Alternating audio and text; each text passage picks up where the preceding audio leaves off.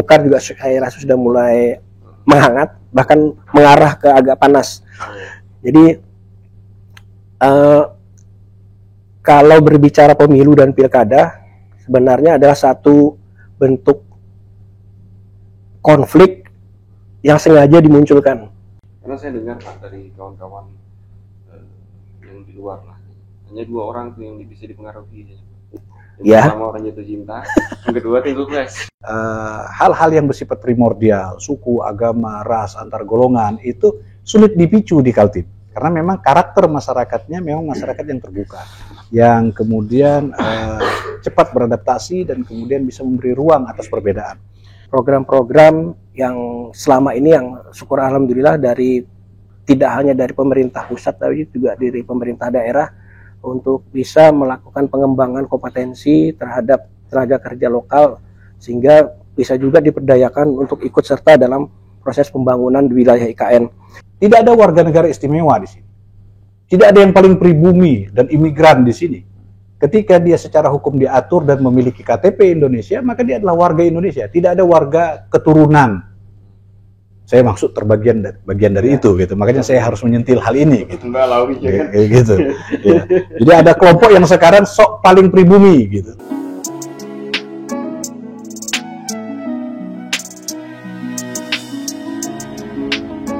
Assalamualaikum warahmatullahi wabarakatuh. Waalaikumsalam warahmatullahi wabarakatuh. Desa Seberataan, terima kasih Anda telah menyaksikan podcast andalan Etom di Kaltim, yaitu Etom Bekesah.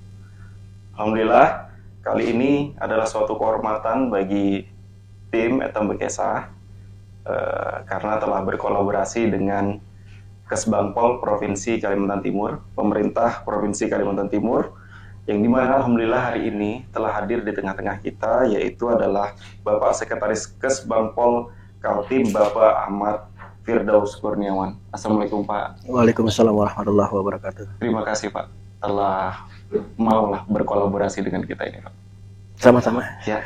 Apa kabar kita Pak? Alhamdulillah. Alhamdulillah baik Pak ya. Agak sedikit pilek lah beberapa hari ini karena ada beberapa kesibukan juga kemarin. Jadi ini mulai kemarin ada tugas untuk melayani kafilah MTQ kan kami berada. Jadi 10 hari kemarin memang lumayan padat lah kegiatan kami. Terporsir betul. Iya. Ya mudah-mudahan cepat sembuh lah Pak ya. Amin amin. Tapi aktivitasnya lancar aja Pak ya. Alhamdulillah berjalan lancar. Ya baik.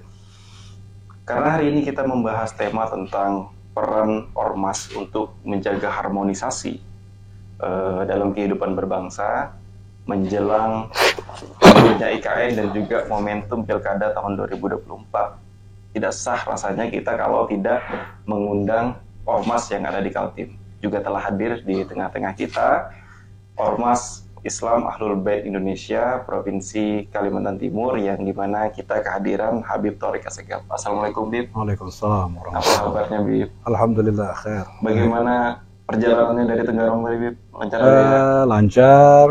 Alhamdulillah tidak ada kemacetan. Ya. Tepat sampai di sini pada waktu yang diharapkan. Alhamdulillah. Yang penting Habib sehat terus ya. Alhamdulillah. Ya. Terima kasih Bib telah hadir dan datang di acara Etom Bekesah ini. Podcastnya Rambutan ya Habib. Sama-sama ya. Kisahnya ya kan. Ya. Oke. Dan saudara sekalian, kita langsung kepada tema kita yang hari ini kita lebih dahulu kita akan bicara dengan Pak Firdaus. Pak Firdaus tentang ormas yang ada di Kaltim ini Pak Firdaus. Nah, bagaimana Pak Daus melihat, kan hari-hari kan mungkin berurusan dengan kawan-kawan ormas ya Pak. Nah, bagaimana Pak Firdaus melihat kondisi ormas Etom yang ada di Kaltim ini Pak? Baik, terima kasih. Yang pertama tentunya kami mengucapkan terima kasih telah bisa berkolaborasi dalam membentuk satu program kegiatan yang saya nilai positif ini menghadapi perhelatan pilkada, khususnya nanti dalam waktu beberapa, tidak sampai 3 bulan ke depan kita akan melaksanakan pilkada di 2024 itu di seluruh Indonesia. Tidak hanya di Kalimantan Timur tapi juga seluruh provinsi Indonesia nanti tanggal 27 November 2024 tepatnya. Kemudian yang sudah berjalan tentunya program pemerintah terkait dengan pemilihan IKN di wilayah yang masuk di Kalimantan Timur di sekitar wilayah PPU dan ada sebagian di Kukar juga. Jadi tentunya dengan program podcast ini tentunya mudah-mudahan bisa terinformasi narasi-narasi positif terkait dengan program-program pemerintah untuk bisa juga mendukung seluruh rangkaian kegiatan yang nanti berjalan sebagaimana yang saya sampaikan tadi terkait dengan pilkada dan IKN nanti. Terkait dengan ormas memang sebagaimana yang diamanatkan dalam undang-undang bahwa ormas ini sebagai salah satu wadah yang dibentuk secara sukarela bagi masyarakat, seiring juga dengan sistem pemerintahan kita di sistem demokrasi, tentunya peran ormas sangat strategis dalam hal ini karena sebagai satu bentuk wadah yang menaungi warga masyarakat dengan kesamaan latar belakang baik visi misi kemudian aspirasi. Tentunya diharapkan ormas ini bisa menampung dan menyalurkan aspirasi dari kelompoknya ataupun dari warga masyarakat yang menjadi komunitas di dalamnya dalam rangka menjalankan roda pemerintahan. Karena sebagaimana sistem demokrasi artinya sistem pemerintahan ini berasal dari rakyat, oleh rakyat dan untuk rakyat.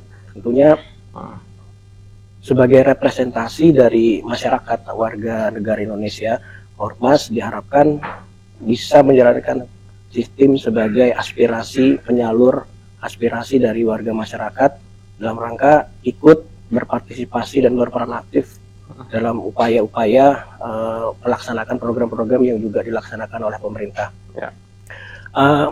Berdasarkan informasi, kemarin ada berbincang-bincang juga dengan teman dari Kementerian Dalam Negeri, dalam hal ini dari Direktorat Politik dan Pemerintahan Umum, bahwa jumlah organisasi kemasyarakatan yang ada di Indonesia ini saat ini sudah lebih dari 500.000. Wow. Jadi kalau lebih kerennya 500.000 lah. 500.000 ya. 500.000. Nah kalau bunyian lebih banyak 500.000 daripada 1 juta ya. 500.000 lebih banyak daripada 1 juta, saking banyak jadi 500 itu kan. Nah itu jadi kalau melihat fenomena saat ini memang bertumbuhnya organisasi masyarakat yang dibentuk oleh komunitas yang ada di Indonesia, artinya ada semangat membangun untuk ikut dalam rangka membangun kehidupan berdemokrasi di Indonesia termasuk di Kalimantan Timur. Kalau berdasarkan data yang ada pada saat ini di Provinsi Kalimantan Timur, jumlah ormas dari tahun 2007 sampai 2024 saat ini ada sekitar 3.023 ormas. Ini adalah ormas yang mendaftar atau melaporkan keberadaannya. Karena memang ada juga ormas yang tidak melaporkan keberadaannya tapi dianggap juga sebagai suatu bentukan atau komunitas yang sah lah di mata pemerintah. Namun memang diharapkan ormas tersebut melakukan pendataan atau melaporkan keberadaannya di wilayah tempat mereka melakukan aktivitas. Namun kalau kami kategorikan sebagai ormas yang aktif dan tidak aktif, memang kalau dari tahun 2019 sampai 2024 atau 5 tahun belakang ini yang aktif atau kalau dalam istilahnya itu sesuai dengan ADART-nya, kemudian susunan kepengurusan personilnya masih aktif dan melaporkan keberadaannya sesuai dengan masa periodenya sampai saat ini ada sekitar 662 ormas yang aktif. Dari 3.200. Ya, jadi yang tidak aktif sampai saat ini ada sekitar 2.361. Kemungkinan tidak aktif mereka bisa saja tetap beraktivitas atau berkegiatan namun tidak melaporkan keberadaan atau adanya perubahan kepengurusan sesuai dengan periode yang sudah lewat masa berlakunya, mereka tidak melakukan pelaporan atau semacam melapor keberadaan sesuai dengan masa periode yang sudah lewat. Jadi intinya organisasi yang ada saat ini memang sudah lumayan cukup banyak lah. Mudah-mudahan keberadaan mereka ini sebagaimana yang saya sampaikan tadi bisa mendukung program-program pemerintah dalam upaya mensejahterakan masyarakat. Amin. Terus model masyarakat ormasnya ini Pak, itu kategori atau jenis-jenisnya itu gimana sih? Ormas itu ada yang kalau diistilahkan kami kan ada organisasi yang mendaftar sesuai dengan peraturan perundangan, ada yang mendaftar di Kementerian Hukum dan HAM RI. Dalam ini AHU ya. Ya, AHU itu mereka mendaftar sebagai organisasi yang berbadan hukum. Kemudian ada juga yang tidak berbadan hukum. Jadi yang tidak berbadan hukum inilah yang mungkin lebih banyak dibanding dengan organisasi-organisasi yang mendaftar melalui Kementerian Hukum dan HAM. Bentuknya mungkin ada yang organisasi berdasar latar belakang profesi, kemudian ada yang berdasar latar belakang kesukuan, keagamaan, yang saat ini mudah-mudahan semuanya ini dapat rukun dah. Karena kalau kita berbicara terkait dengan keberadaan mereka di dalam tanda kutip masa pemilu pilkada ini, keberadaan mereka ini menjadi incaran-incaran para kontestan dalam pelaksanaan pilkada dan pemilu. Mungkin nanti akan kita bahas lebih lanjut lagi tentang masalah ormas di pemilu dan pilkada. Masyarakat kita ini ataupun nonton dan Begesa ini kan punya gambaran tentang ormas yang ada di Kaltim, latar belakangnya, jumlahnya dan segala macam. Baiklah, mungkin kita mengarah kepada Habib Thorik ya. Sebagai salah satu ormas nih, mungkin Habib Thorik juga mungkin berurusan dengan bagian Kesbangpol. Nah, ini bagaimana pendapat Habib terkait pelayanan yang dilakukan oleh pemerintah dalam hari ini Badan Kesbangpol Kaltim? Ya, bismillahirrahmanirrahim. Allahumma salli ala Muhammad wa ali Muhammad wa ajil farajahum. Pertama, saya berterima kasih sudah diundang untuk kedua kalinya oleh Kesbangpol untuk menjadi narasumber di acara yang dikelola oleh Kesbangpol. Beberapa tahun yang lalu saya juga diminta kemari dan juga di ruangan ini, cuma bersama RRI Samarinda waktu itu bersama dengan Kaban Pak Sofyan. Alhamdulillah sekarang kembali ke sini bersama Sekban Pak Firdaus, dan merupakan sebuah kehormatan bagi Abi dan kami untuk kemudian bisa terlibat dalam program-program yang membawa atau menyuarakan aspirasi masyarakat dan kemudian bisa menyampaikan kepada masyarakat melalui media-media, terutama media sosial semacam ini. Mengenai tanggapan kami terhadap pelayanan dari pemerintah terhadap ormas, sepanjang perjalanan terbentuknya DPW ABI Kaltim di provinsi ini, yaitu dari tahun 2010 sampai 2011, mohon maaf koreksi, 2011 sampai sekarang,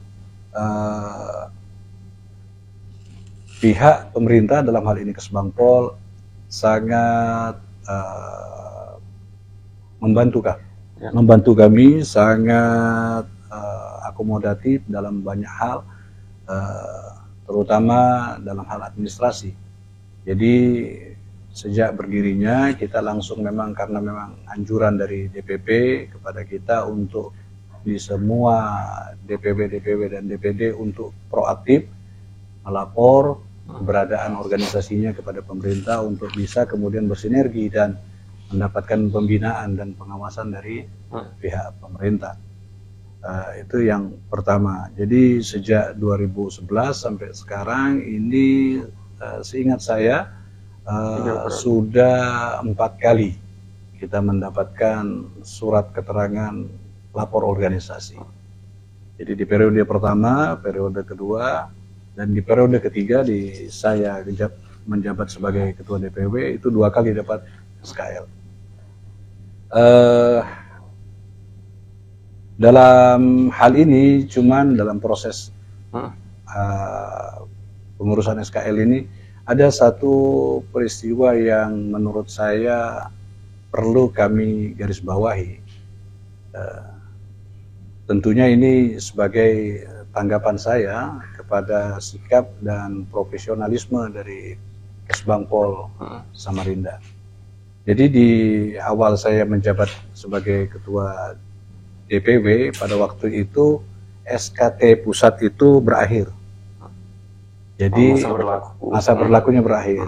Nah, jadi kami itu masih ada kurang lebih 1 tahun dari Munas baru terbit SKT baru. Nah, tapi dari Kesbangpol ini kita laporkan bagaimana kondisi kita karena SKT-nya mati, tapi mereka persuasif dan kemudian memberikan SKL yang awal, tapi nanti minta diperbarui lagi. Jadi sangat dipermudah dalam urusan ini.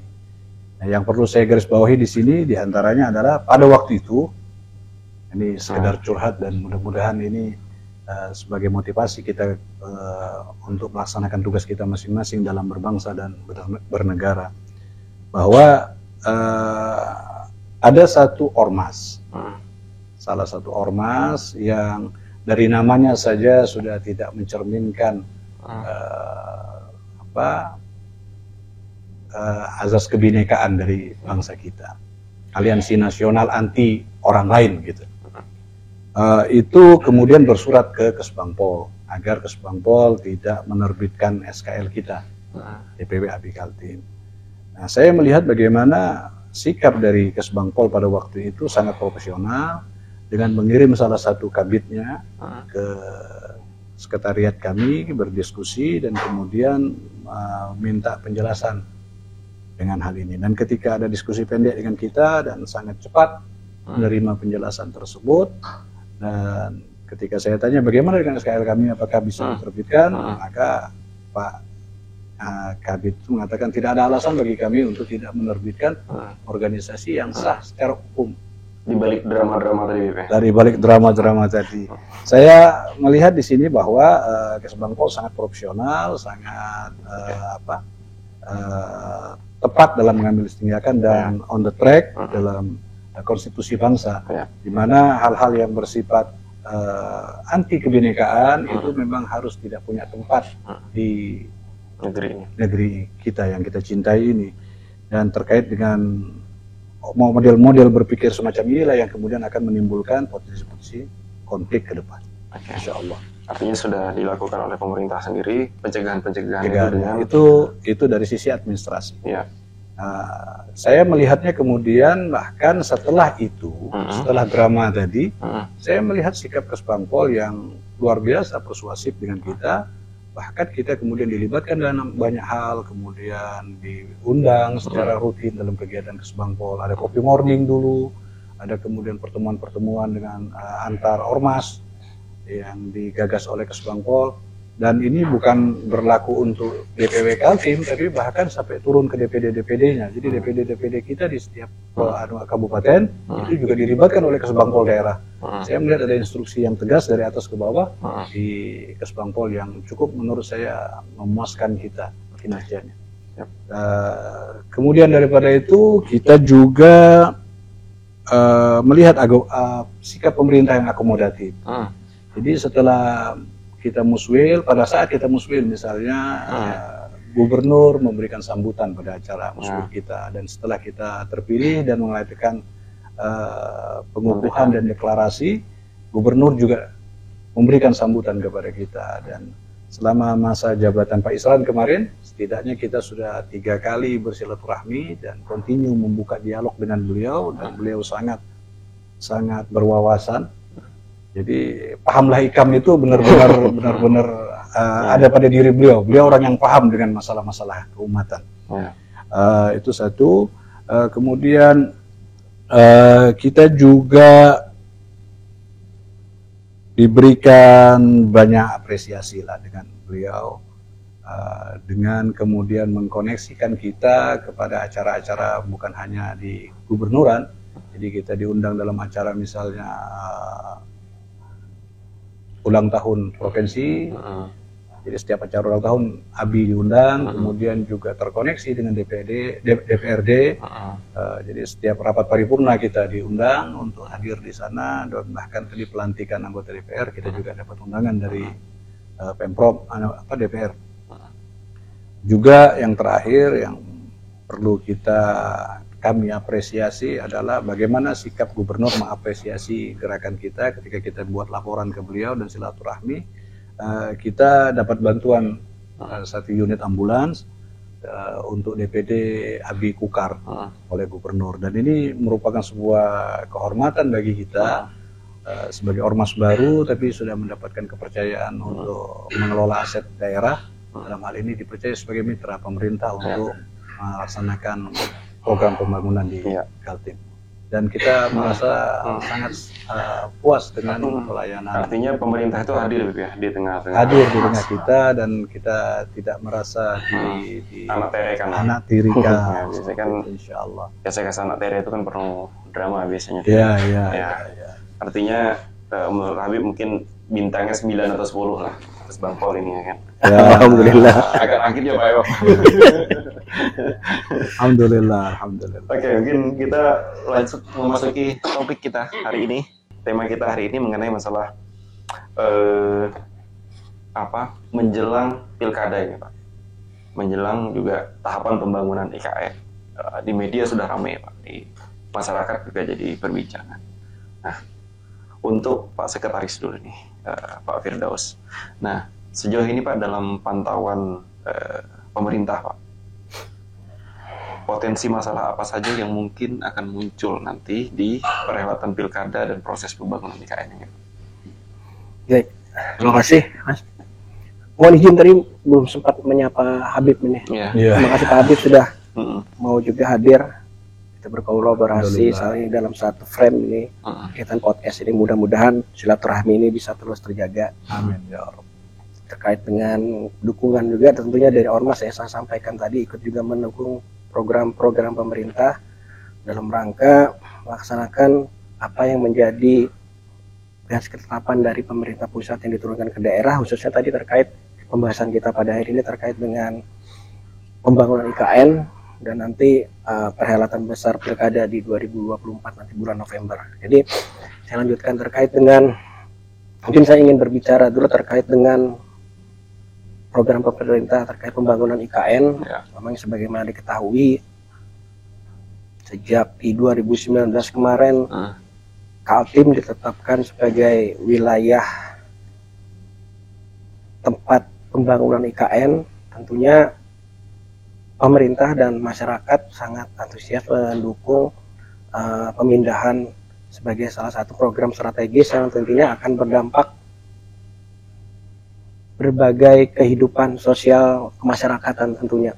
Karena kalau kita berbicara terkait dengan dampak yang akan kita terima atau kita rasakan nanti, tentu saja yang diharapkan adalah dampak positifnya terkait dengan dampak perekonomian yang akan dirasakan oleh tidak hanya masyarakat di wilayah dan tempat pembangunan IKN, namun juga masyarakat di sekitar Jabodetabeknya Kaltim lah. Jadi kalau Jabodetabeknya Kaltim itu ada singkatan ini ramai dibahas terkait itu Sambal Terong Pedas, Samarinda, Balikpapan, Tenggarong, Penajam, Aser dan sekitarnya. Jadi sambal terong pedas. Jadi Jabodetabeknya IKN Kaltim. Jadi tentunya yang kita harapkan tadi adanya. Jadi yang diharapkan tentunya adalah dampak positif yang akan kita rasakan sebagai masyarakat yang ada di sekitaran wilayah IKN tadi. Namun tentunya tidak dapat dipungkiri juga sebagaimana yang disampaikan tadi adanya potensi-potensi yang dapat mengganggu terhadap proses pembangunan di IKN ini, karena berdasarkan analisa-analisa dan kajian-kajian yang dilakukan oleh berbagai pihak perlu juga diantisipasi terkait dengan adanya masuknya tenaga-tenaga kerja asing yang akan, bukan asing maksudnya asing dari luar, tapi tenaga kerja yang di luar dari wilayah Kalimantan Timur yang tentunya mempunyai skill dan kemampuan untuk bisa membangun nanti di wilayah IKN, akan terjadi ketimpangan dengan skill atau kompetensi atau kemampuan dari tenaga kerja yang ada di lokal. Nah, tentunya nanti akan terjadi gesekan-gesekan antara tenaga kerja lokal dengan tenaga kerja luar yang punya potensi itu. Tentunya ini harus diantisipasi dengan pemberdayaan dari masyarakat yang ada di sekitar wilayah IKN dengan program-program yang selama ini yang syukur alhamdulillah dari tidak hanya dari pemerintah pusat tapi juga dari pemerintah daerah untuk bisa melakukan pengembangan kompetensi terhadap tenaga kerja lokal sehingga bisa juga diperdayakan untuk ikut serta dalam proses pembangunan di wilayah IKN. Selain itu mungkin tentunya akan terjadinya disparitas antara wilayah pembangunan yang ada di wilayah IKN dengan wilayah sebagian yang saya sebutkan tadi, sambal goreng, sambal terong pedas. Jadi tentunya akan terjadi perbedaan terhadap akses-akses, tidak hanya dari akses transportasi, kemudian akses terhadap komunikasi, transportasi juga.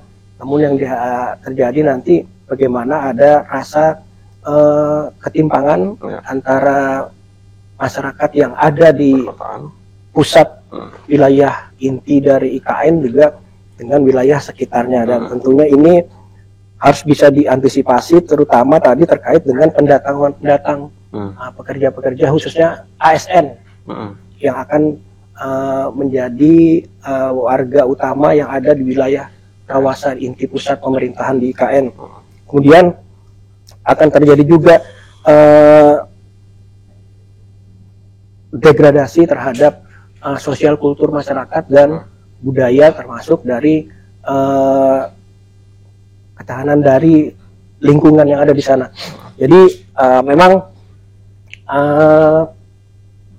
ketika awal ada rencana dari pemindahan IKN ini, yang ramai muncul itu adalah bagaimana nanti akan adanya kerusakan terhadap lingkungan hidup yang ada di sekitar ekosistem yang akan terganggu dengan kehadiran wilayah IKN tersebut. Inilah mungkin nanti juga yang perlu diantisipasi terkait dengan adanya penolakan-penolakan dari masyarakat sekitar, termasuk terkait dengan sosial kulturnya, kemudian lingkungan hidupnya, dan juga terkait dengan terjadinya penurunan pendapatan asli dari pemerintah daerah, tidak hanya dari PPU, UKAR, dan Provinsi Kalimantan Timur, karena sebagaimana diketahui di sekitar wilayah inti pusat pemerintahan nanti itu terdapat juga sumber daya alam yang selama ini menjadi sumber pendapatan asli daerah di Kalimantan Timur, termasuk UKAR dan Penajam. Itu terkait dengan gas dan tambang batu bara dan sumber-sumber daya alam lainnya, dan ini juga tentunya akan berdampak terhadap sumber pendapatan dari warga lokal yang selama ini mencari sumber penghidupan di wilayah yang saya sebutkan tadi. Dan ini juga mungkin perlu diantisipasi. Mudah-mudahan nanti ada program-program lanjutan dari tidak hanya dari pemerintah pusat, tapi juga berkolaborasi dengan pemerintah daerah, dengan OPD-OPD terkait dengan bagaimana mencari solusi-solusi yang akan bisa menjadi suatu program dalam rangka pemberdayaan masyarakat untuk bisa bagaimana artinya memanusiakan warga-warga masyarakat yang ada di sekitar di sana untuk tetap bisa bertahan hidup tanpa ada upaya menyingkirkan, tanpa ada upaya meninggalkan masyarakat wilayah yang sebelumnya mereka hidup di wilayah IKN. Kemudian kalau terkait pilkada, nah ini sangat menarik kalau pilkada ini. Mulai panas nih ya kan Pak. Jadi tidak hanya mungkin karena kebetulan domisili di Kukar, Kukar juga saya rasa sudah mulai menghangat, bahkan mengarah ke agak panas. Jadi kalau berbicara pemilu dan pilkada, sebenarnya adalah satu bentuk konflik yang sengaja dimunculkan. Mengapa saya sampaikan demikian? Karena konflik itu adalah adanya perbedaan-perbedaan kepentingan, perbedaan pemilihan dalam hal ini ketika pelaksanaan pilkada yang sengaja dibenturkan kepada masyarakat sebagai pemilih, sehingga tentunya akan ada gesekan-gesekan di antara masyarakat sebagai pemilih. Pendukung satu dengan Nah, itulah. Jadi memang secara legal pemilu dan pilkada ini adalah satu potensi konflik yang sengaja memang harus dan mau tidak mau dilaksanakan sebagai salah satu bentuk dari proses dan mekanisme pemilihan pemimpin yang akan melanjutkan kepemimpinan di daerah, baik itu di tingkat provinsi dalam hal ini gubernur dan wakil gubernur, termasuk bupati dan wali kota yang ada di kabupaten dan kota. Dan yang kita bahas tadi bahwa ini akan dilakukan secara serentak di seluruh Indonesia. Kemudian Kalau berbicara terkait dengan bagaimana dukungan pemerintah saat ini, sebagaimana yang menjadi amanat bagi pemerintah daerah dalam pelaksanaan pilkada, baik itu di provinsi dan kabupaten kota, adalah dukungan penuh yang harus dilakukan oleh pemerintah dalam hal ini mengalokasikan anggaran sebagai sumber dana utama untuk melaksanakan perhelatan pesta demokrasi. Kalau diistilahkan sebagai pesta demokrasi tentunya tidak salah, karena dana yang digelontorkan untuk melaksanakan perhelatan pesta demokrasi ini sangatlah besar. Tidak bisa dia anggap sebagai dana yang kecil. Kalau ini kita hanya berbicara terkait dengan pelaksanaan pilkada untuk pemilihan gubernur dan wakil gubernur. Jadi pemerintah provinsi khusus untuk pelaksanaan pilkada 2024 untuk pelaksanaan pilkada pemilihan gubernur dan wakil gubernur Kalimantan Timur itu secara total, baik untuk penyelenggara pemilu dalam hal ini KPU dan Bawaslu, termasuk untuk pengamanan Polda, kemudian Kodam dan Korem, itu menggelontorkan dana hampir 500 miliar, jadi 497 miliar lah. Hampir 1 triliun, setengah triliun. Banyak anu nih, banyak 1 triliun kah? 500 miliar. Nah, jadi tentulah dana yang tidak sedikit ini harusnya bisa benar-benar dikelola dengan baik, jangan sampai malah seperti saya sebutkan tadi malah menimbulkan potensi konflik yang besar. Tapi memang tidak bisa dipungkiri lagi bahwa perhelatan besar seperti pilkada, bahkan pemilu kemarin, tapi syukur alhamdulillah tidak terjadi hal-hal yang tidak diinginkan, memang menimbulkan potensi konflik yang besar. Termasuk ormas ini, mohon izin Pak Habib. Ormas yang kalau kita lihat belakangan ini mulai ditarik-tarik lah dari syarat-syarat untuk bisa ikut menjadi tim sukses lah. Tim sukses kah? Apakah menjadi relawan kah? Apakah menjadi, intinya bahwa tentunya ormas sebagai satu komunitas yang terdiri dari banyak masyarakat tentunya jadi potensi perebutan suara bagi para kontestan. Dan inilah yang perlu dibijaki, harus lebih arif bagaimana menempatkan posisi ormas harusnya malah bisa menjadi satu elemen masyarakat yang lebih bersifat menyejukkan dalam perhelatan pesta yang berpotensi menimbulkan konflik ini. Oke Pak, menurut pengalaman kita nih Pak di Kesbangpol, potensi konfliknya itu contohnya apa aja sih Pak? Yang menjadi antisipasi dan kerawanan yang harus bisa kita hadapi, yang harusnya bisa kita antisipasi ini adalah terkait bagaimana nanti dari kontestan yang saya sampaikan tadi membawa-bawa nama-nama salah satu ormas atau beberapa ormas untuk bisa menjadi pendukung kah, atau nanti menjadi tim sukses yang sengaja nanti dibentur-benturkan dengan pihak-pihak luar mungkin yang berseberangan, yang seharusnya sebenarnya saya sebutkan tadi bahwa ormas harus bisa menyejukkan ke bagaimana kondisi dan membangun narasi-narasi positif dalam mendukung sukses pemilu, malah nanti dibawa-bawa untuk secara vulgar ikut dalam politik praktis. Karena memang tidak ada larangan bahwa satu ormas itu ikut mendukung dalam satu perhelatan atau mendukung kontestan dalam pilkada atau pemilu, namun paling tidak diharapkan ormas inilah yang akan menjadi garda utama dalam rangka ikut menjaga kesejukan dan kondusivitas daerah di masa pilkada ini. Oke. Jadi potensi itu Pak ya. Kadang bawa-bawa ke suku, bawa-bawa ke agama, itulah. bawa-bawa kemana gitu Pak ya. Apalagi yang saya agak riskan ini terkait dengan ormas yang berlatar belakang kesukuan atau paguyuban. Karena kalau saya lihat memang ketika salah satu kontestan membawa latar belakang kesukuan, apalagi agama, nah di sini yang potensi konfliknya lebih besar lagi. Disinilah harus lebih bijak, lebih arif untuk menempatkan posisi ormas, membawa ormas atau dalam bentuk-bentuk paguyuban kah atau komunitas lainnya bisa membawahi atau mengayomi dari masing-masing warga masyarakat yang tergabung dalam ormas itu tidak secara emosional lah, terlalu mendukung dari kontestan. Iya, karena saya dengar Pak dari kawan-kawan yang di luar lah, hanya 2 orang tuh yang bisa dipengaruhi aja Pak. Yang pertama orang jatuh cinta, yang kedua pilpres. Oke, penting terus tuh. Itu jadi kadang gitu tuh memang malah suasana itu menjadi panas. Tapi insya Allah di Kaltim tidak seperti itu. Amin.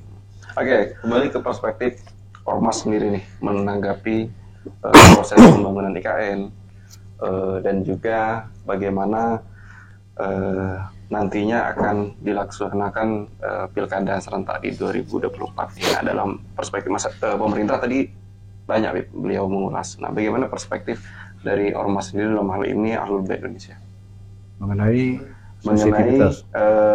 isu-isu sensitif? Iya, mengenai hal-hal sensitif yang memicu konflik di tengah-tengah masyarakat kita ini. Oke. Dalam tanggapannya. Iya, sebagaimana yang disampaikan Pak Sekban tadi, memang di tengah masyarakat kita itu memang memiliki isu-isu sensitif. Jadi itu sudah bawaan alam, ya, karena memang kita tercipta berbeda, karena perbedaan itu akan meniscayakan sebuah gesekan-gesekan yang memungkinkan isu-isu sensitif tadi berubah menjadi tensi konflik.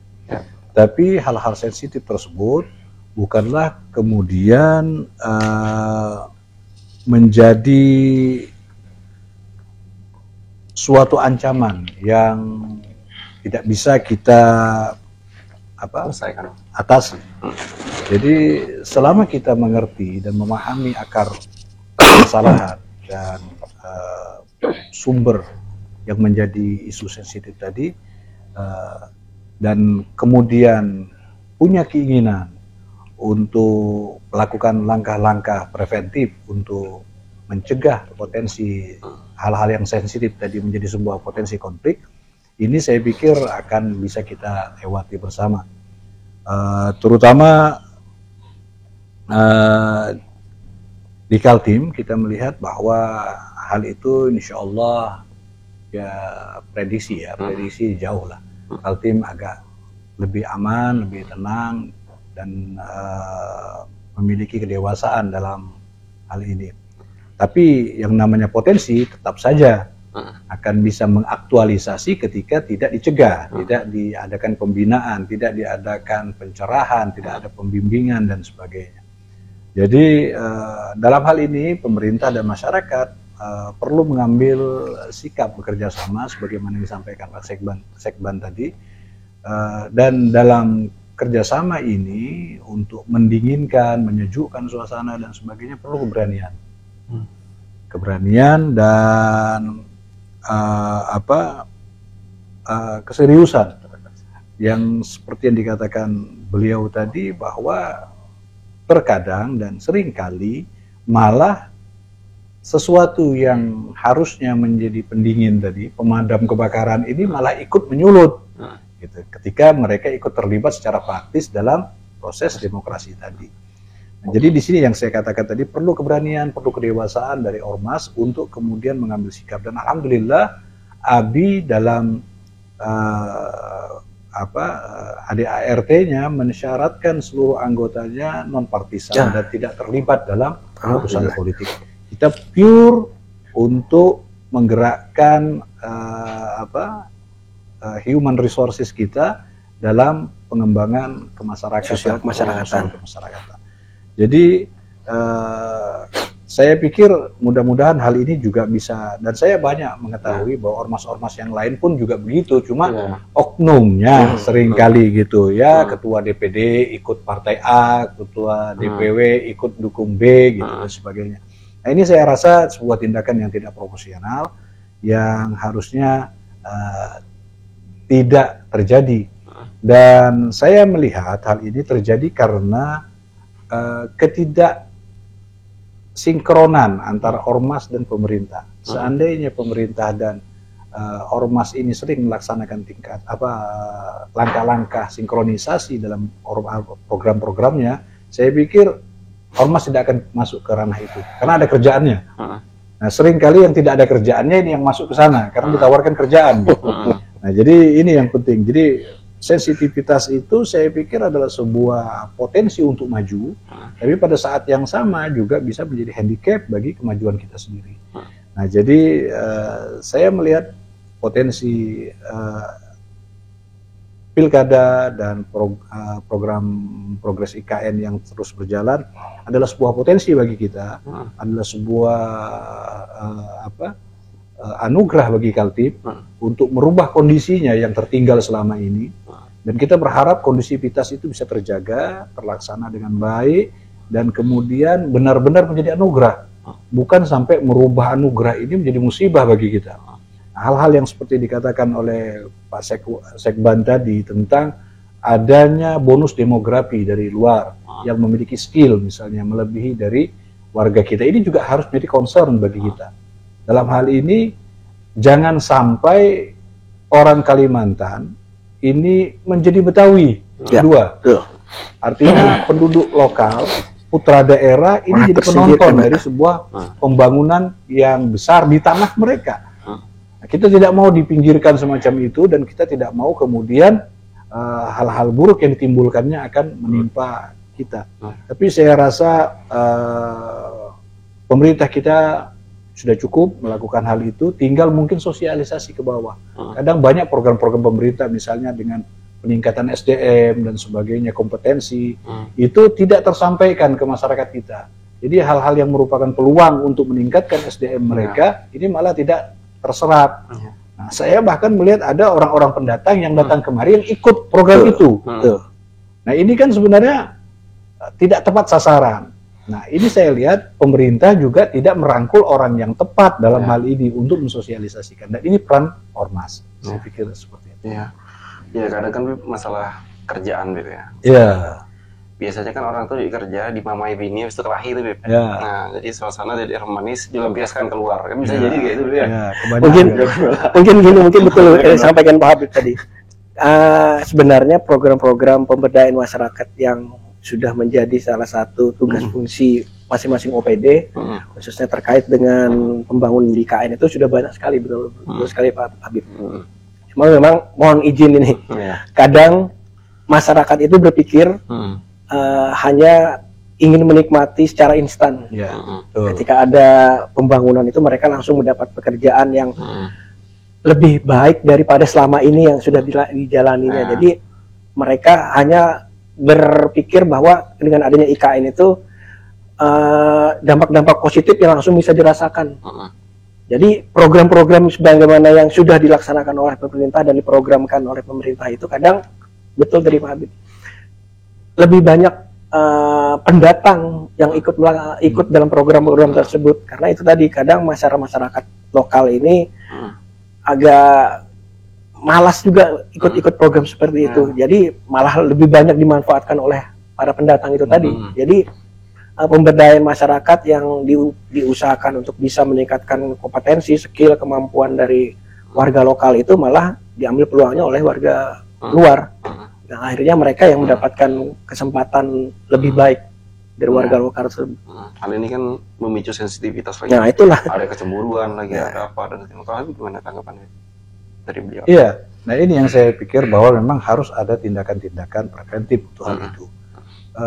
Masyarakat Kaltim, terutama ya yang saya tahu di dua kabupaten, itu Kabupaten Pasir dan Kutai, karena orang tua saya dari dua kabupaten itu.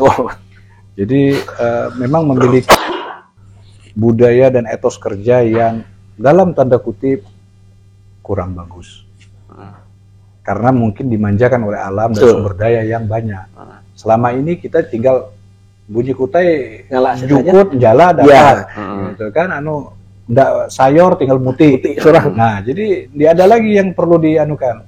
Alam memanjakan mereka sehingga mereka kemudian tidak terpikir untuk mengembangkan sesuatu yang bisa kemudian mengangkat dan mengupgrade sumber daya dan resources mereka. Nah, mereka tidak terbayangkan ketika datangnya IKN, Ya. kemudian ini Banyaknya akan pendatang. menimbulkan kompetitas yang tinggi. Ya. Betul. Yang diharapkan kemudian yang bisa bekerja orang dengan skill. Mm-mm. Nah, sedangkan mereka tidak punya skill itu. Hanya sikil aja orangnya. Nah, modalnya skill. Nah, ini yang jadi masalah. Nah, jadi ini yang mungkin pendekatan sosiologis, antropologis, jadi harus tidak hanya sekedar kita memberi program.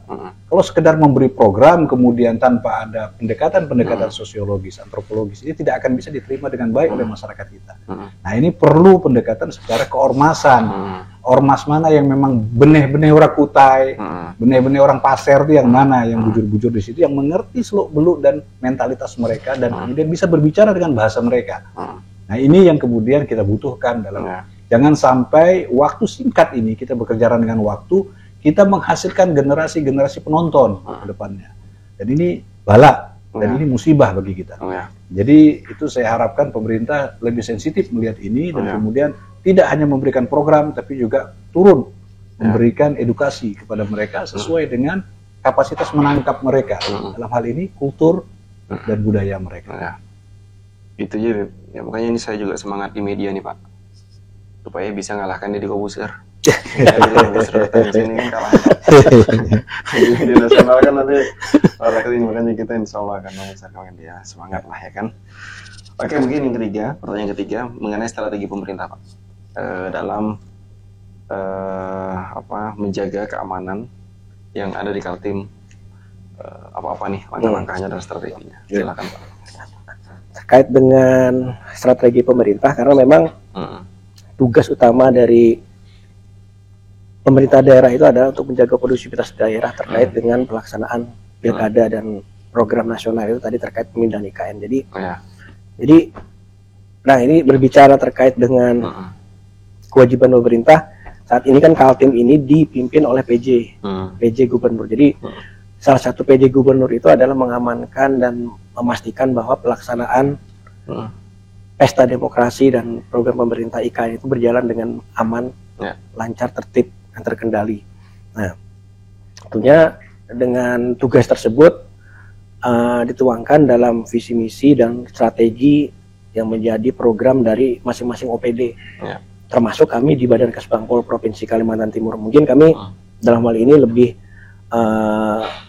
menguraikan, menjabarkan terkait dengan program dan strategi yang ada di Kesbangpol. Jadi salah satu kegiatan ini mungkin adalah salah satu bentuk kecil dari kegiatan kami dalam rangka membangun narasi-narasi positif, dalam rangka bagaimana peran pemerintah dalam hal ini Badan Kesbangpol dengan ormas-ormas yang menjadi binaan dari pemerintah daerah untuk bisa memancing bagaimana ormas-ormas lain juga bisa ikut berperan serta aktif dalam rangka ikut mendukung pelaksanaan dari pilkada dan program pemindahan IKN sebagai program nasional dan strategis nasional. Saat ini memang kegiatan-kegiatan kami yang dilaksanakan baik secara konvensional, mungkin secara kegiatan-kegiatan yang dalam bentuk pertemuan, sosialisasi, kemudian ada kegiatan workshop, kemudian ada silaturahmi, kemudian ada juga dialog-dialog dalam rangka menjaga kondusivitas daerah. Juga ada kegiatan-kegiatan yang lebih banyak melibatkan dari generasi muda atau generasi milenial, generasi Z. Ini karena berbicara terkait dengan pemilu saat ini komposisi dari pemilih yang lebih dominan adalah pemilih dari generasi muda. Jadi program yang kami laksanakan saat ini lebih banyak dengan menghadirkan para audiens dari generasi muda sebagai pemilih pemula yang mungkin banyak juga yang baru melaksanakan euforia dari pelaksanaan pilkada. Jadi program-program kami dalam rangka bagaimana para pemuda sebagai generasi penerus bangsa juga dalam tanda petik mereka akan jadi pemilih pemula, ikut juga berpartisipasi aktif dan membangun narasi-narasi positif terkait dengan pelaksanaan pemilu di pilkada di 2024 nanti sebagai agen perubahan lah mereka dalam rangka ikut juga menjaga kondusivitas di daerah.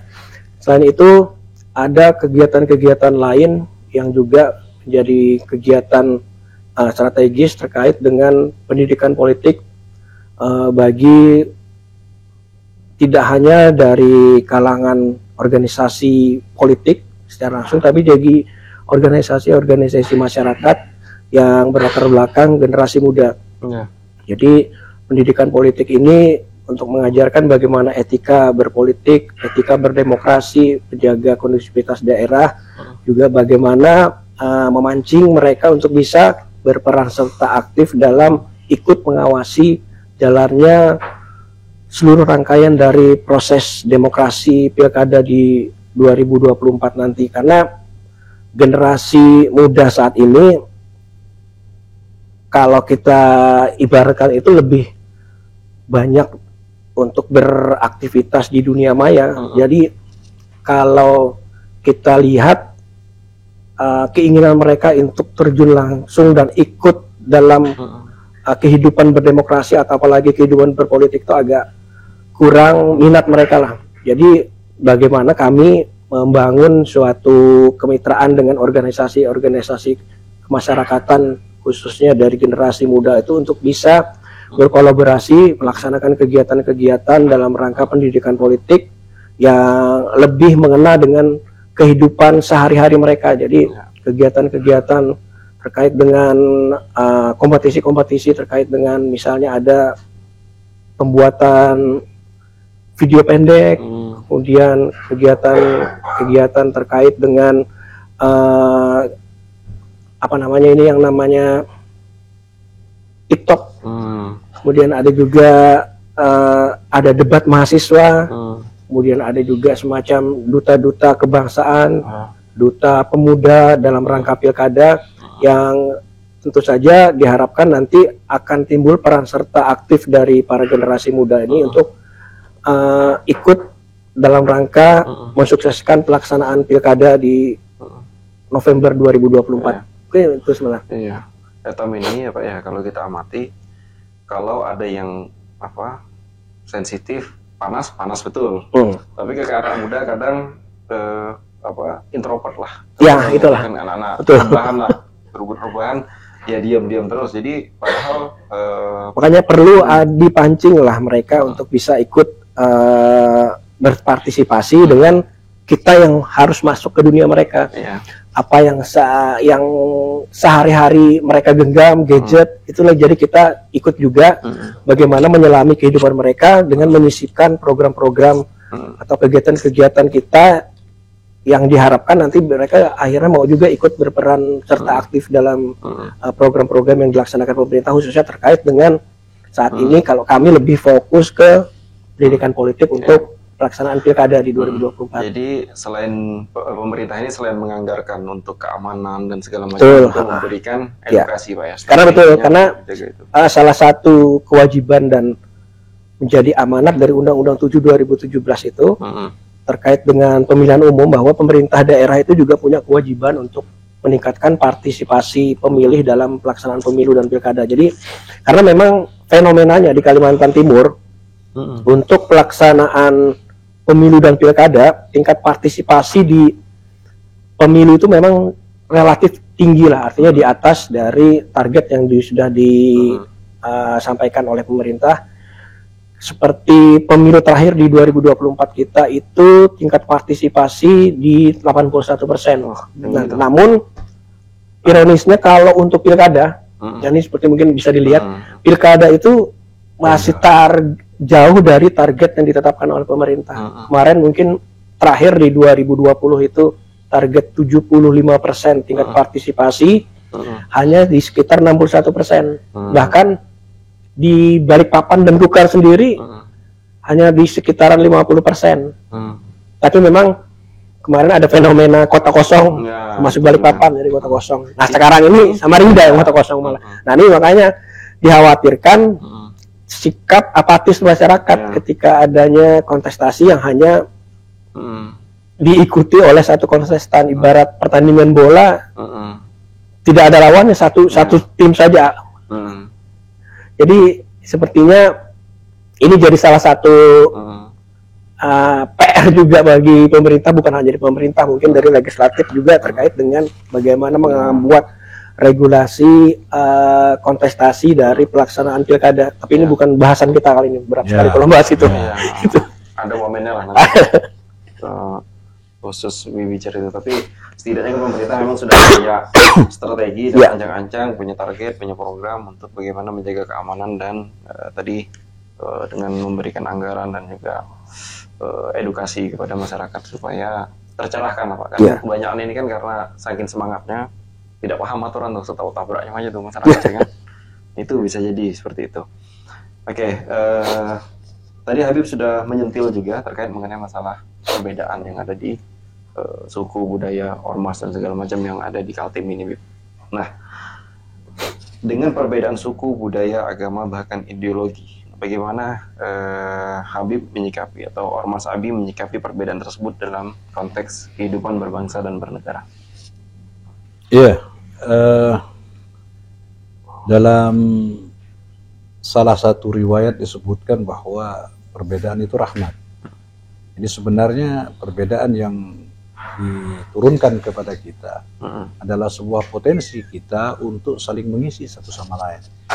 Tidak kemudian menjadi sebuah alasan untuk saling menjatuhkan satu sama lain. Jadi perbedaan-perbedaan yang ada itu kalau disikapi dengan dewasa adalah sebuah potensi untuk berkembang. Karena satu suku misalnya itu memiliki kelebihan A dan suku lain memiliki kelebihan B dan seterusnya. Maka roda kehidupan itu bisa terisi ketika semua elemen tadi bersatu, sinergi. Begitupun dengan hal-hal yang bersifat keyakinan, agama, mazhab, pemikiran, politik dan seterusnya. Ini semua adalah potensi yang ada di masyarakat kita untuk kemudian bisa kita kembangkan. Nah, dari melihat potensi-potensi yang ada tersebut dan melihat kondisi Kaltim, saya melihat bahwa insya Allah ke depan Kaltim ini tetap aman, tetap baik, tetap kondusif. Tentu ketika kita tetap melaksanakan kewaspadaan tinggi terhadap hal-hal yang bisa menjadi trigger terpicunya sebuah konflik. Kenapa saya katakan Kaltim memiliki potensi untuk aman dan baik menyikapi ini? Karena ada beberapa faktor. Yang pertama adalah faktor historis. Di Kalimantan Timur ini dulu diperintah oleh 5 kesultanan. Oh, di Kaltim ya? Di Kaltim. Oke. Ada 5 kesultanan dulu. Ada Bulungan, Berau ada 2. Ada 2 kesultanan di Berau. Tadinya 1 kemudian pecah jadi dari Sambaliung ke Gunung Tabur. Kemudian Kukar dan Aser. Dari semua kerajaan-kerajaan yang ada itu kita melihat bahwa kesultanan-kesultanan tersebut mampu meng-create masyarakatnya menjadi masyarakat yang harmonis, yang bisa menerima perbedaan satu sama lain. Setidaknya bisa menciptakan budaya egaliter di masyarakat. Terutama ya yang saya tahu seperti yang saya katakan tadi di Kabupaten Pasir dan Kutai, karena saya berasal dari 2 tempat itu. Masyarakat kita ini sesama masyarakat itu egaliter rata-rata. Merasa setara, tidak ada perbedaan di antara kita, tidak ada apa. Nah, tapi pada saat yang sama masyarakat kita itu sangat taat kepada hukum. Dan hukum yang berlaku pada waktu itu adalah kesultanan, titah sultan. Mereka sangat hormat kepada sultannya. Nah, jadi saya melihat dari tatanan yang dibangun oleh kesultanan-kesultanan yang dulu, nah, kita tidak pernah melihat ada konflik horizontal di masyarakat kita. Di Kaltim hampir tidak dapat kita temui sejarahnya ada bentrok antar suku. Kalaupun ada ya gesekan-gesekan personal, bukan sampai akhirnya kemudian melibatkan suku dan komunitasnya atau kelompok-kelompok tertentu kepada kelompok yang lain.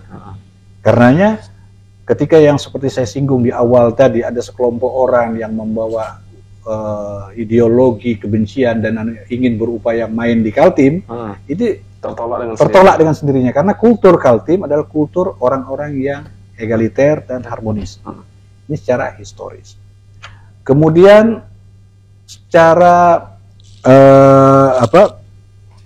sosiologis, masyarakat Kaltim ini adalah masyarakat yang terbuka dalam istilah sosiologis. Masyarakat terbuka adalah masyarakat yang mudah beradaptasi dan cepat melihat perubahan kondisi dan mudah melihat perbedaan itu sebagai sesuatu kewajaran di masyarakat Kaltim. Kita melihat bahwa apa yang kita saksikan, bagaimana pembauran antar suku di Kalimantan ini begitu indah. Nah, yang kita lihat di sini bagaimana suku-suku asli, bahkan yang memiliki kerajaan macam Kutai, Pasir, Berau, Bulungan itu adalah suku-suku yang minor secara jumlah. Tapi mereka mampu menerima orang-orang luar. Ini menunjukkan bahwa mereka adalah suku yang terbuka. Dan konon katanya salah satu penyebab dipilihnya IKN itu di Kaltim karena sosiologis, antropologis masyarakat Kaltim yang terbuka ini. Ini adalah kelebihan kita. Ini adalah kelebihan kita. Jadi hal-hal yang bersifat primordial, suku, agama, ras, antar golongan itu sulit dipicu di Kaltim. Karena memang karakter masyarakatnya memang masyarakat yang terbuka, yang kemudian cepat beradaptasi dan kemudian bisa memberi ruang atas perbedaan. Kita melihat ini adalah sebuah hasil panjang dari bentukan pemerintah-pemerintah sebelumnya, kesultanan-kesultanan itu. Yang saya tahu setidaknya di Kesultanan Kutai itu ada undang-undang yang namanya Undang-Undang Brajaniti dan Undang-Undang Panji Slaten. Ini sangat menggambarkan karakteristik masyarakat Kutai yang terbuka, yang sangat menerima dengan orang luar. Begitupun juga di Pasir itu ada namanya undang-undangnya Boyan Bungo Nyaro, juga seperti itu. Jadi mengajarkan kepada masyarakatnya untuk kemudian masyarakat ini bisa hidup harmonis dalam sebuah kebersamaan membangun negeri. Konon saya pernah bicara dulu dengan salah satu bangsawan Kutai. Beliau menjelaskan kepada saya bahwa asal kata kota Samarinda itu dari kata Samarendah. Nah, ini banyak orang yang mengatakan bahwa Samarendah ini karena kontur alamnya yang flat, yang rata-rata rata begitu, bangunan geografisnya. Tapi kalau menurut beliau tidak seperti itu sebenarnya. Dan memang ternyata kalau kita lihat kontur alam kita juga tidak flat. Di Samarinda ini ada gunung Kelua, ada gunung Mangga, ada gunung Selili dan sebagainya, menunjukkan bahwa ini tempat kita berbukit-bukit, nggak rata, nggak flat gitu. Nah, ternyata yang dimaksud dengan Samarendah itu adalah kota Samarinda, baik di Samarinda Kota dan Samarinda Seberang itu adalah tempat Kesultanan Kutai menampung imigran-imigran dari kerajaan lain untuk kemudian bermukim di tempat mereka. Jadi misalnya pada waktu zaman dulu ada konflik di Sulawesi, misalnya antara Wajo dan Bone. Nah, kemudian Raja Wajo itu terkalahkan dan harus keluar dari negerinya. Nah, mereka minta perlindungan di Kutai dan diberikan Samarinda Seberang. Makanya di situ ditempatkanlah salah satu petinggi dari Raja Wajo, yaitu Daeng Mangkona, untuk kemudian menjadi ketua adat Bugis di sana. Begitupun ketika Perang Banjar, orang-orang Banjar setelah kalah, eksodusnya ke Kalimantan Timur, lari ke Kutai. Lari ke Kutai kemana? Nah, di Kutai ditaruh di Jantur, di Muara Muntai dan Samarinda. Makanya bahasa pengantar orang Samarinda adalah Banjar dan campuran dialek Bugis. Nah, ini menunjukkan bagaimana masyarakat ini kemudian berasimilasi satu sama lain. Nah, ini Samarendah ini adalah kedudukan mereka sebagai pendatang, Samarendah di depan hukum. Dalam hal ini titah sultan. Yang tinggi itu hanya titah sultan, hanya hukum yang berlaku. Ini adalah aset budaya yang merupakan sarana kita untuk kemudian menangkal hal-hal yang tadi, yang bisa kita kategorikan sebagai ancaman, yang hal-hal primordial tadi. Dan kemudian Yang terakhir adalah sudut pandang Iuridis Formil. Setelah kemerdekaan, bangsa ini kemudian menciptakan tatanan bernegara yang cukup kompleks menurut saya. Cukup tertata untuk menangkal hal-hal yang semacam itu. Kita berdiri dengan sebuah kesadaran bahwa bangsa kita ini berbeda. Karenanya simbol negara kita pun dengan sebuah kalimat Bhinneka Tunggal Ika. Berbeda tapi satu. Nah, ini adalah sebuah perenungan bahwa bangsa kita akan menjadi besar ketika bersatu. Selama ini 300 tahun lebih kita dijajah Belanda karena kita terpecah menjadi sebuah kekuatan-kekuatan kecil. Dan kita punya kesadaran untuk itu. Nah, jadi hal-hal primordial ini sebenarnya sudah tuntas di Sumpah Pemuda dan kemudian di proklamasi kita. Dan kita lihat bagaimana konstitusi kita dari pasal 26 Undang-Undang kita ayat 1 mengenai warga negara. Bagaimana kemudian bangsa ini mengatur kewarganegaraannya. Tidak ada warga negara istimewa di sini. Tidak ada yang paling pribumi dan imigran di sini. Ketika dia secara hukum diatur dan memiliki KTP Indonesia, maka dia adalah warga Indonesia. Tidak ada warga keturunan. Saya maksud bagian dari itu, gitu. Makanya saya harus menyentil hal ini. Gitu. Ya. Jadi ada kelompok yang sekarang sok paling pribumi, gitu. Seakan-akan dia pemilik ini. Padahal kita dari SMP, SMA itu belajar sejarah bahwa leluhur kita ini imigran dari Yunan, Cina. Jadi tidak ada penduduk asli di Indonesia. Mungkin kalau penduduk aslinya di Kalimantan ini ya mungkin orang hutan itu, segala itu yang asli, itu yang pribumi. Kalau kita semua pendatang. Jadi hal ini sudah tuntas sebenarnya. Jadi kemudian di zaman Presiden B.J. Habibie, istilah pribumi dan non pribumi itu dilarang. Tapi sekarang kemudian diangkat lagi sebagai bentuk trigger untuk memicu dalam kepentingan-kepentingan tertentu. Biasanya ada udang di balik bakwan. Ada pasti hal itu. Nah, ini yang saya katakan tadi bahwa potensi itu bisa berubah jadi aktual ketika ada trigger untuk memanfaatkan perbedaan tersebut. Nah, kita melihat beberapa waktu yang lalu bahwa politik identitas itu begitu mengemuka di kita. Dalam hal ini agama. Islam didorong untuk masuk dalam kancah politik yang sebenarnya tidak merepresentasikan umat Islam, tapi kita diseret semuanya ke dalam arus besar politik tadi. Nah, jadi saya melihat bahwa undang-undang kita dari 26 ayat 1 kemudian 27 tentang kesamaan kedudukan warga negara, 28 tentang kemerdekaan berkumpul berserikat, dan 29 ayat 2 tentang kebebasan beragama. Jadi tidaklah layak orang yang hidup di negeri ini dengan undang-undang Iuridis Formil yang sebagus ini, seindah ini, kemudian mendirikan ormas yang mengatasnamakan kebencian kepada kelompok tertentu. Dan ini pernah saya tanyakan ketika yang saya bicarakan di awal tadi, salah satu kabit itu datang ke saya tanya, ini bagaimana ceritanya kok bisa terbit ini SKT-nya orang ini, kelompok ini, padahal dari namanya saja sudah mencerminkan sikap anti kebinekaan.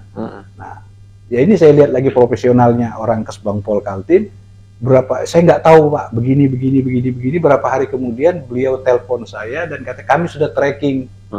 Ternyata yang menerbitkan bukan Kementerian Dalam Negeri. Yang menerbitkan SKT dia adalah Kesbangpol Jawa Barat. Makanya basisnya di Jawa Barat toh, tidak berkembang ke tempat lain. Dan kita tahu bahwa Jawa Barat itu dalam hasil survei dari Wahid Institute adalah provinsi paling intoleran di Indonesia. Nah, jadi ini salah satu hal yang perlu kita waspadai adalah bonus demografi dari orang-orang luar yang kemudian bisa merubah tatanan sosial kemasyarakatan kita yang tadinya sangat harmonis. Nah, ini juga perlu kita ada penguatan-penguatan lokal bagaimana kita yang memiliki karakteristik yang harmonis ini tidak terpengaruh dengan datangnya pihak-pihak lain. Dan saya lihat sering kali ada gesekan-gesekan itu bukan dari orang asli Kalimantan. Pasti dari pendatang. Seperti itu. Yang menggerakkan kelompok ini juga saya lihat pendatang, bukan asli. Orang Kutai jadi beras begini. Jadi pitis juga, jadi pitis. Jadi dia perlu ngurus-ngurus gini, pucahkannya. Nah, ini budaya pucahkannya adalah bentuk, bukan artinya apatis atau kemudian egois memikirkan dirinya saja, enggak. Ini adalah bentuk penghormatan orang Kutai kepada hak kemerdekaan berpendapat orang lain. Pucahkan, biarin dia melakukan itu. Jadi tradisi pucahkannya itu adalah tradisi yang baik bagi masyarakat Kutai untuk menghargai pihak lain. Tuanya situ, biarkan mereka melakukan itu. Jadi saya pikir kita punya potensi besar untuk menangani hal itu dari beberapa aspek tadi, dan insya Allah apabila ada sentuhan-sentuhan dari pemerintah dan ormas yang juga terlibat di dalamnya dan tidak kemudian malah jadi pemain dalam hal ini, insya Allah Kaltim aman. Iya, siap. Nah ini nih saya suka dengan Habib nih, Pak. Dapat pencerahan juga saya. Ya. Allah, ya Allah, teman-teman Masya bisa Allah. Masya mendapatkan Allah. hikmah lah ya kan, harus banyak belajar ya, supaya tenang hati Etam ini ya kan. Masya Allah. Oke, Wala haula wala quwwata yang terakhir mungkin illa Pak, billah. sebelum kita tutup acara kita ini kan sudah sejaman sudah ya. 1 jam sudah, closing statement nih dari Baik. Pak Nah, Firdaus. mungkin sebelum closing statement saya ingin Lanjut mendukung dulu Mm-mm. pernyataan Pak Habib juga. Jadi memang berdasarkan pendataan yang pernah dilakukan oleh Polda, teman Polda tahun 2010 nih jauh, Pak. Masya Allah. Cuma dari data tersebut memang pendatangnya itu lebih banyak, Pak, di Kalimantan Timur ya Habib. Kalau di Kaltim jadi komposisi yang pertama itu dari Jawa nih, Jawa, 30% ya. Jawa. 30% itu Jawa. Iya.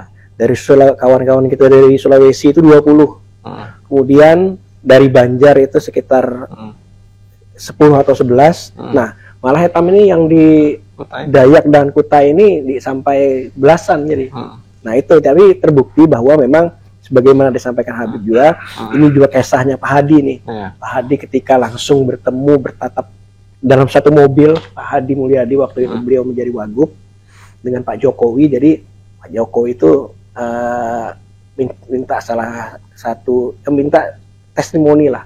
Apa sih kira-kira kelebihan Kaltim yang mungkin bisa jadi bahan pertimbangan Pak Jokowi waktu itu untuk bisa menetap. Waktu itu sebelum Kaltim ditunjuk sebagai wilayah yang akan dibangunnya IKN. Karena waktu itu masih ada Kalteng, Kalsel termasuk Kaltim. Jadi Pak Jokowi itu nyampaikan, kira-kira Pak Wagub, apa keunggulan Kaltim yang bisa jadi bahan pertimbangan untuk menetapkan Kaltim sebagai IKN. Jadi Pak Hadi menyampaikan itulah tadi. Bahwa Kaltim ini walaupun penduduk aslinya, penduduk lokalnya minoritas, kondisivitas daerahnya terlalu terjaga.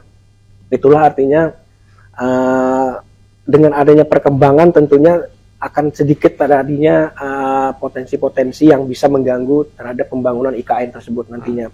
Dan itu juga terbukti selama ini baik konflik yang pernah terjadi, yang dicoba mungkin dalam hal ini ada pihak-pihak luar yang ingin mengganggu kondusivitas di daerah dengan membawa latar belakang suku, agama, berhasil diredam. Memang tidak dipungkiri wilayah Kaltim pernah juga ada tercetus sedikit potensi-potensi konflik-konflik yang mungkin berlatar belakang suku dan agama. Namun dibanding dengan provinsi lain yang ada di Kalimantan Timur, Kalimantan, mungkin kondisivitas Kalimantan Timur ini lebih terjaga. Dan ini juga terbukti terkait dengan kondisivitas di Kalimantan Timur dalam perhelatan pemilu dan pilkada. Dibanding dengan provinsi lain di Kalimantan Timur lebih kondusif. Dan ini juga alhamdulillah memang akhirnya Kalimantan Timur ditunjuk sebagai lokasi dari pemindahan IKN tersebut. Dan ini sebagai closing statement juga. Jadi tentunya karena topiknya juga terkait dengan ormas, kami berharap bahwa ormas yang ada di Kalimantan Timur terus bisa menunjukkan kedewasaannya bagaimana proses pilkada nanti di 2024 tepatnya tanggal 27 November nanti. Ormas juga ikut berperan serta aktif dalam ikut mensukseskan pelaksanaan pilkada, khususnya terkait dengan sukses menghadirkan para pemilih untuk datang ke TPS menyalurkan hak pilihnya. Karena sebagaimana yang saya sampaikan tadi, Kaltim ini fenomenanya ketika pelaksanaan pilkada itu tingkat partisipasi masih rendah, Pak Adi. Jadi mudah-mudahan nanti teman-teman ormas juga bisa membangun narasi-narasi positif untuk bisa mengajak warga atau komunitasnya lah di masing-masing ormas dan di lingkungan sekitarnya untuk bisa hadir ke TPS untuk menyalurkan hak pilihnya, karena dana yang digelontorkan untuk melaksanakan pilkada ini bukanlah dana yang kecil, dana yang cukup besar, bukan cukup tapi sangat besar, sehingga tentunya jangan sampai dana yang sudah digelontorkan ini hanya sekedar sebagai salah satu pelaksanaan buang-buang uang saja lah. Jadi istilah pesta demokrasinya itu memang betul-betul pesta demokrasi, tapi dihadiri juga oleh seluruh pemilih yang sudah mempunyai hak pilih dalam pelaksanaan pilkada tersebut. Dan kami juga berharap dari pemerintah provinsi, ormas ini juga berperan secara aktif dalam rangka menjaga proses demokrasi ini benar-benar berjalan sesuai dengan aturan dan koridor yang berlaku. Artinya punya peran juga dalam rangka mengawal dan mengawasi sebagai kontrol sosial dari masyarakat untuk bisa mengawasi bahwa pemilu pilkada nanti benar-benar berjalan sesuai dengan asasnya, jurdil dan adil. Itu yang mungkin kami harapkan. Mungkin bisa minta sedikit tambahan pertanyaan kepada Siap. Ayo. Karena ini kesempatan langka bagi kami sebagai pengurus DPW dan juga sebagai bentuk bagaimana kami ingin melihat tanggapan dari pemerintah dalam hal ini Kesbangpol terhadap kinerja kami, supaya kami ke depannya bisa lebih berkiprah lagi, lebih berkhidmat untuk masyarakat Kaltim. Saya minta testimoni beliau bagaimana tanggapan Pak Sekban terhadap Ormas ABI di Kaltim. Sebenarnya saya sebutkan tadi bahwa ormas ini kan terdiri dari berbagai latar belakang. Ada yang berlatar belakang profesi, ada yang berlatar belakang kesukuan atau paguyuban, kemudian ada yang juga berlatar belakang keagamaan, kegiatan, latar belakang kegiatan, berlatar belakang aspirasi dan sebagaimana yang sudah diatur dalam undang-undang dan produk-produk pemerintah lainnya terkait dengan keormasan. Pemerintah dalam hal ini tentunya mendukung semua program-program kegiatan ormas yang memang bersinergi dengan pemerintah. Dan alhamdulillah sampai saat ini kami juga berterima kasih kepada Ormas ABI yang telah juga ikut mendukung program-program pemerintah sebagai salah satu bentuk dari manifestasi dan representasi dari masyarakat yang menyalurkan aspirasi dan program-program kegiatannya untuk mendukung kegiatan pemerintah. Harapannya kegiatan-kegiatan yang selama ini sudah berjalan dan berkolaborasi dengan pemerintah dapat terus berlaksana dengan baik. Amin. Itu mungkin Habib. Terima kasih banyak, syukran. Silakan closing statement, Bib. Oh ya, saya. Ya. Alhamdulillah kita sudah melaksanakan kegiatan ini dan diskusi ini dengan baik. Saya dapat banyak pencerahan dari Pak Sekban bagaimana program-program pemerintah di Kaltim ini sudah begitu bagus, dan kita berterima kasih atas undangan ini untuk kedua kalinya, dan harapan ke depan kita bisa dilibatkan dalam banyak hal sebagai mitra pemerintah, karena kita berupaya hadir di Kaltim ini untuk memenuhi bukan hanya komunitas kami, tapi juga berkhidmat untuk manusia yang lain.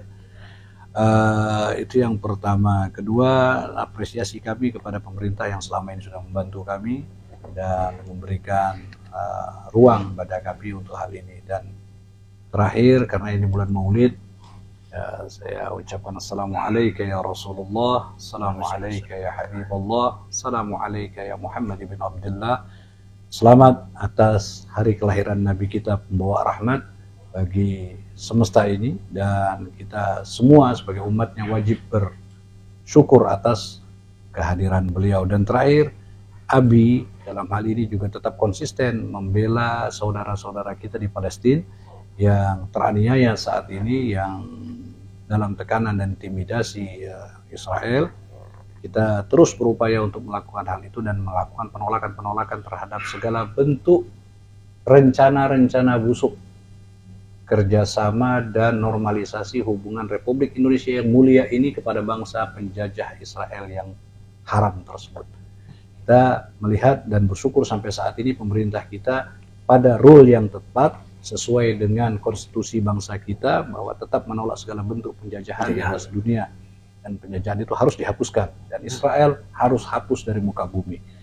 Mungkin menutup ini saya ingin mengambil spirit dari kawan-kawan di Yaman, di Al-Houthi, di mana mereka menggelorakan semangat penolakan mereka terhadap bentuk penjajahan dan kesewenangan ini dengan kalimat Allahu Akbar, al-maut Amerika, al-maut Israel, al-la'nat alal Yahud, an-nasr al-Islam. Assalamualaikum warahmatullahi wabarakatuh. Waalaikumsalam warahmatullahi wabarakatuh. Dan saya Etam Bekesah, itulah tadi acara dan Etam Bekesah. Terima kasih kepada Pak Firdaus, Terima kasih. kepada Habib yang telah jarang kutanya itu untuk mengisi acara kita ini, dan untuk pemirsa sekalian jangan lupa nonton, like, share dan subscribe ya kan channel Alternative Talks di program Etam Bekesah. Sekian dari saya, see you di Etam Bekesah selanjutnya.